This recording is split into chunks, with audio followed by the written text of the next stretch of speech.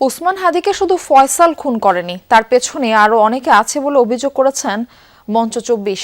দুপুরে মধুর ক্যান্টিনে মঞ্চ ২৪-এর সংবাদ সম্মেলনে এই অভিযোগ করেন আহ্বায়ক ফাহিম ফারুকী। বলেন, গোয়েন্দা সংস্থা নিষ্ক্রিয় থাকায় অপরাধীরা খুন করে পালিয়ে যেতে পেরেছে। এর দায় স্বরাষ্ট্র উপদেষ্টার। আসামিদের অতি দ্রুত গ্রেফতার করা না হলে জুলাইয়ের সব পক্ষকে নিয়ে আন্দোলনের ঘোষণা দেন তারা। এ সময় ঘটনা তদন্তে কমিশন গঠনের দাবিও জানানো হয়।